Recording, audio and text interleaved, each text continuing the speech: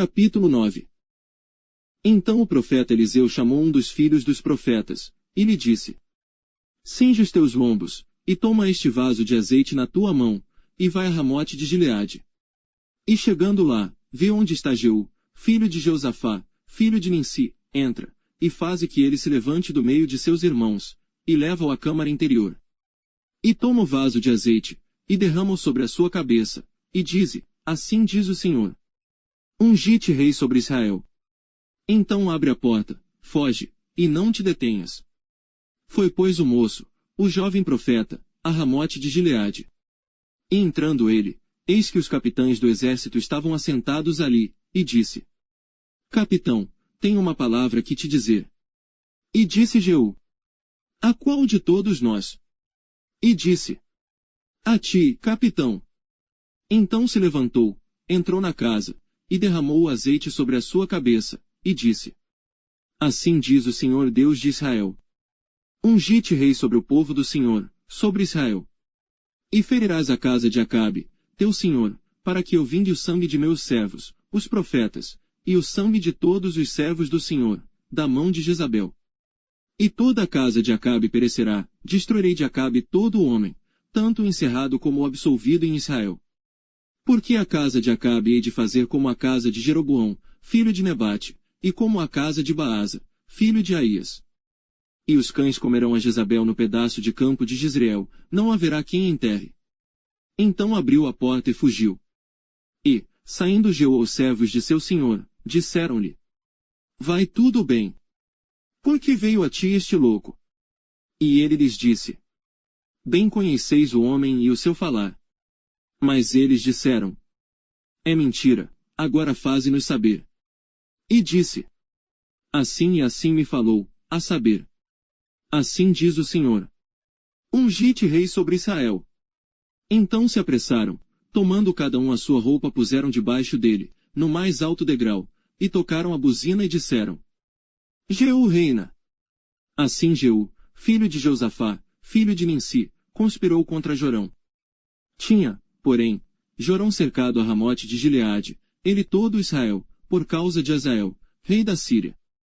Porém o rei Jorão voltou para se curar em Jezreel das feridas que os sírios lhe fizeram, quando pelejou contra Hazael, rei da Síria. E disse Jeú: Se é da vossa vontade, ninguém saia da cidade, nem escape, para ir denunciar isto em Jezreel. Então Jeú subiu a um carro, e foi a Jezreel, porque Jorão estava deitado ali, e também Acasias, rei de Judá, descera para ver a Jorão. E o atalaia estava na torre de Jezreel, e viu a tropa de Jeú, que vinha, e disse: Vejo uma tropa. Então disse Jorão: Toma um cavaleiro, e envia-lhe ao encontro. E diga: A paz. E o cavaleiro lhe foi ao encontro, e disse: Assim diz o rei: A paz. E disse Jeú: Que tens tu que fazer com a paz? Passa-te para trás de mim. E o atalaia o fez saber, dizendo: Chegou a eles o mensageiro, porém não volta. Então enviou outro cavaleiro, e chegando este a eles, disse: Assim diz o rei: A paz. E disse Jeú: Que tens tu que fazer com a paz? Passa-te para trás de mim. E o atalaia o fez saber, dizendo: Também este chegou a eles, porém não volta, e o andar parece como o andar de Jeú, filho de Ninsi, porque anda furiosamente. Então disse Jorão: Aparelha o carro. E aparelharam o seu carro. E saiu Jorão, rei de Israel, e Acasias, rei de Judá, cada um em seu carro, e saíram ao encontro de Jeú, e o acharam no pedaço de campo de Nabote, o jezreelita. E sucedeu que, vendo Jorão a Jeú, disse: A paz, Jeú. E disse ele: Que paz, enquanto as prostituições da tua mãe Jezabel e as suas feitiçarias são tantas. Então Jorão voltou as mãos e fugiu, e disse a Acasias: Traição a Acasias. Mas Jeú entesou o seu arco com toda a força, e feriu a Jorão entre os braços, e a flecha lhe saiu pelo coração, e ele caiu no seu carro.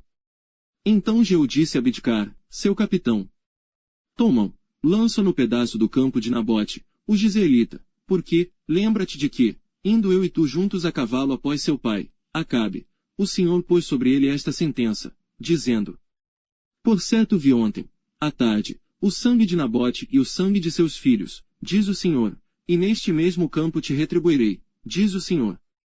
Agora pois toma-o e lança-o neste campo, conforme a palavra do Senhor. O que vendo Acasias, rei de Judá, fugiu pelo caminho da casa do jardim.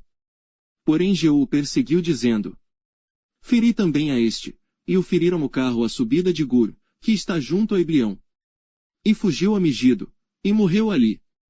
E seus servos o levaram num carro a Jerusalém, e o sepultaram na sua sepultura junto a seus pais, na cidade de Davi. E no ano 10º de Jorão, filho de Acabe, começou Acasias a reinar sobre Judá.